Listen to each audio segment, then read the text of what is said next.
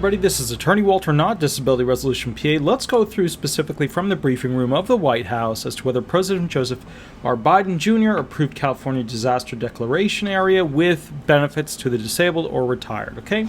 Let's go right into it, and of course, obviously the auxiliary benefits under the Social Security Administration. What I'm doing is I'm reading what they released and then figuring out what this could potentially mean for those receiving benefits. Let's go through it. Produced August 24th, 2021, so 6 days ago, statements and releases. Today, President Joseph Biden declared that a major disaster exists in the state of California and ordered federal aid to supplement state, tribal, and local recovery efforts in the areas affected by wildfires beginning on July 14th, 2021, and continuing. All right, so right off the bat, we know basically that, this is one of those things, a lot of the money is going to go towards rebuilding houses that are destroyed. If you're a disabled person that's been relocated, you might get additional FEMA funds, etc. The president's action makes federal funding available to affected individuals in the counties of Lesson, I don't know the actual names of them, Nevada, Placer, and Plumas. I probably butchered all four of those, but it is what it is. Assistance can include grants for temporary housing and home repairs, low-cost loans to cover uninsured property losses, and other programs to help individuals and business owners recover from the effects of the disaster. You know what's interesting about this is that if a disaster were to occur in a state, right? So you got COVID, entire country, but then specific by county, what if those individuals living in that county who are on Social Security benefits received a bump? If they could potentially be affected. What if that was just part of the rules? And the reason why I say this, retired people on Social Security disability benefits, there's not usually significant amounts of extra money coming in, right? So you're kind of stuck with what you get. So something we might want to look into is that if there is an emergency declaration by the president for a particular county, and keep in mind, I'm really tired, it's super late. The bottom line is that why don't we have some sort of benefit boost? I don't know, maybe $300 extra per month to those individuals who are part of these programs that do live in those counties. That might be something interesting to look into. Federal funding also is available to state, tribal, and eligible local governments and certain private nonprofit organizations on a cost-sharing basis for emergency protective measures limited to direct federal assistance in the counties of Lesson, Nevada, Placer, and Plumas. Lastly, federal funding is also available on a cost-sharing basis for hazard mitigation measures statewide.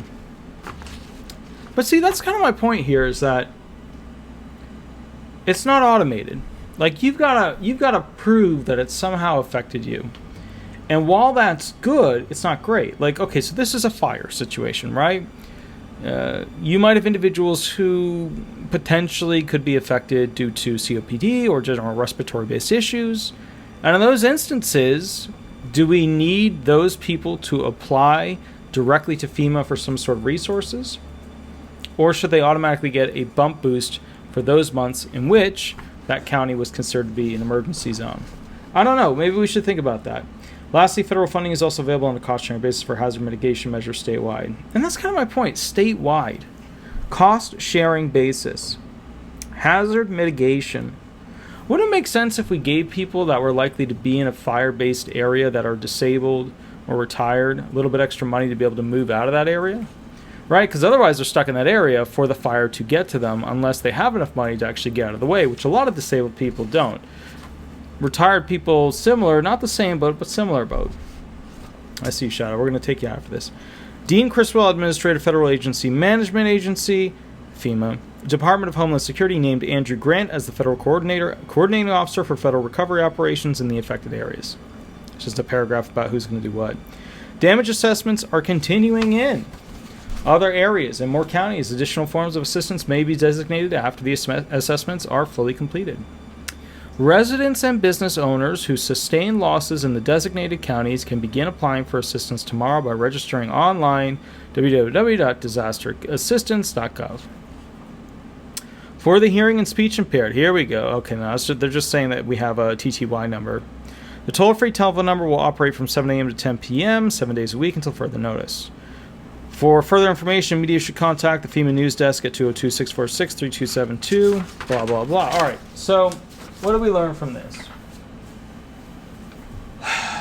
Federal government I know, I'm going to take you out. Federal government has an emergency situation that is geography based. Could be a fire, could be a dam breach, could be a hurricane, could be a whatever. When that happens, the government, when it gets bad enough, reacts.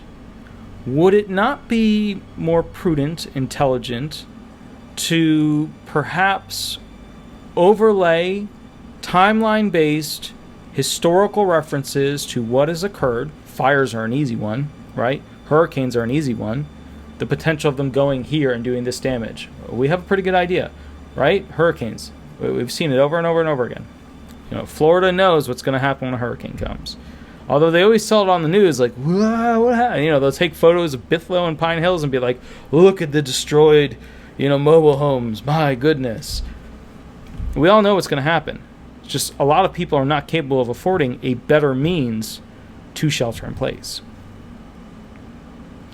Which brings us to the next point, which is interesting. If the government wanted more long-term solutions,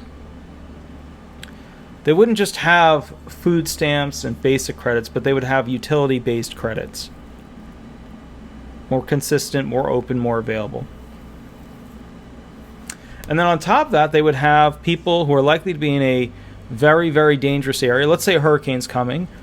Why not fund them, right? Give them an extra, I don't know, $300 to, I don't even know if that would cover it, but basically to go to a hotel. Different area, unaffected area. You're going to have less deaths, right? Maybe, maybe not. Somebody would argue, well, you shouldn't rely on the government to go ahead and take care of the people. Yeah, but those people on retirement and disability benefits are inherently relying on the government to take care of them. So would it not be prudent to not wait until after the storm to help people and rather... that's another thing. Like, there's a lot of these destroyed trailers in Florida where people live in them. The fiberglass ones go after 30 to 40 years. The aluminum ones still go strong for the most part unless they're hit by hail or trees. So I guess the odd thing that I look at with this situation is that they keep playing the game of pickup, right? Storm hits, we're going to pick up what happened. Would it be so out of the realm of the government to make and or replace these trailers that people are staying in with trailers that are better made? Sure, people would hate to have to move their stuff from trailer A to trailer B. I get that. I do. But they're the same types of people who keep getting injured the most over and over, who keep getting screwed over the most over and over. And those are people on SSA benefits who have no family. That's just something to think about. Maybe you guys will come up with better ideas than me. Remember, it's 2 to 3 a.m. when I make these videos, so I'm worn out. I have a long day of work, and then I do this.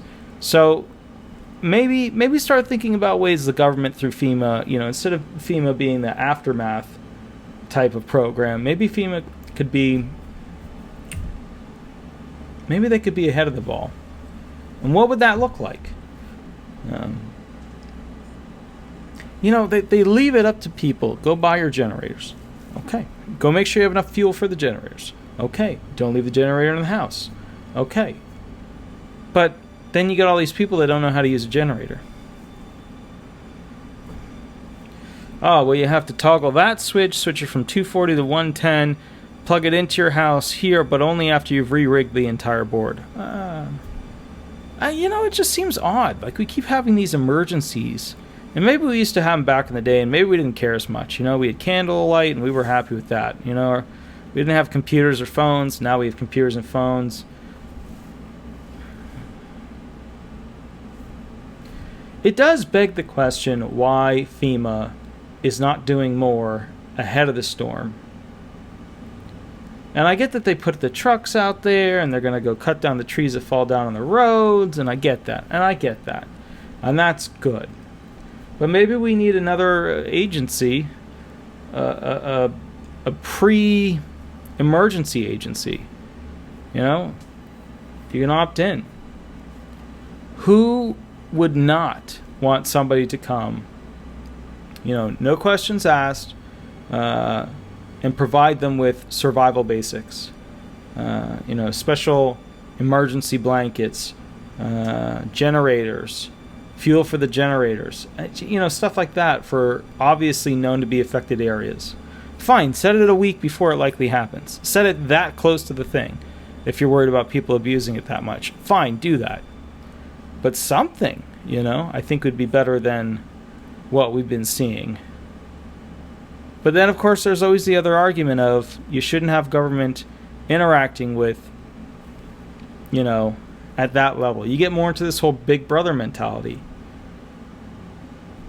It's interesting. Think about it, guys. I'll catch up with you later. Have an absolutely wonderful day. Attorney Walter Knott. Please like, subscribe, leave 5 stars when you can. Remember, I go live 8 to 10 every Thursday night, Eastern Standard Time. You call the phone number below, and we'll catch up from there. Thanks so much. Bye-bye.